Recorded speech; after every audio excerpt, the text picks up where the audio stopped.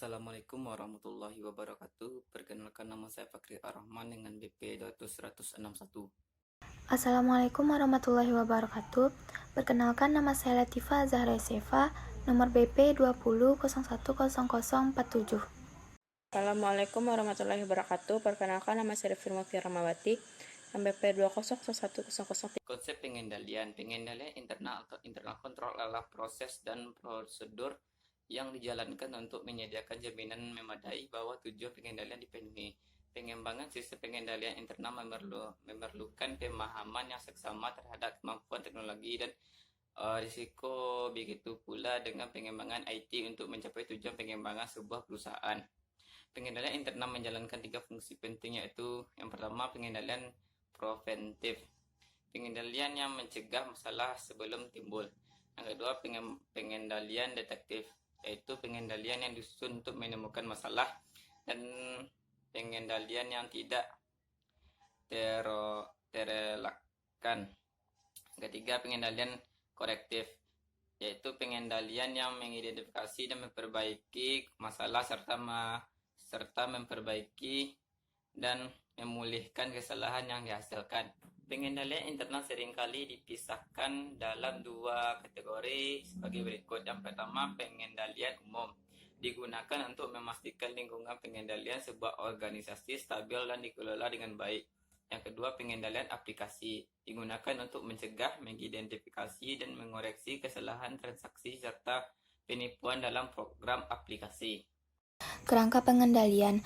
Ada 3 kerangka yang digunakan untuk mengembangkan sistem pengendalian internal, yaitu yang pertama, kerangka COBIT, yang kedua, kerangka pengendalian internal COSO, yang ketiga, kerangka manajemen risiko perusahaan COSO.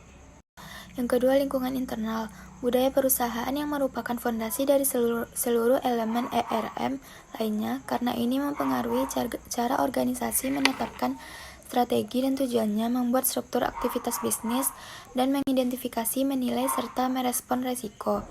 Sebuah lingkungan internal mencakup hal-hal berikut.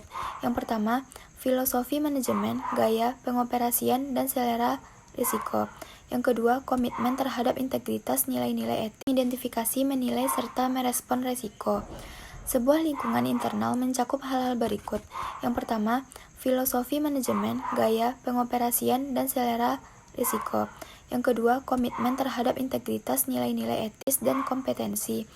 Yang ketiga, pengawasan pengendalian internal dan dewan direksi. Yang keempat, struktur organisasi. Yang kelima, metode penetapan wewenang dan tanggung jawab. Yang keenam, standar SDM yang menarik.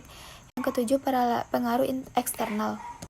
Aktivitas pengendalian atau kontrol aktivitas, yaitu kebijakan, prosedur, dan aturan yang memberikan jaminan memadai bahwa tujuan pengendalian telah dicapai dan respon risiko dilakukan.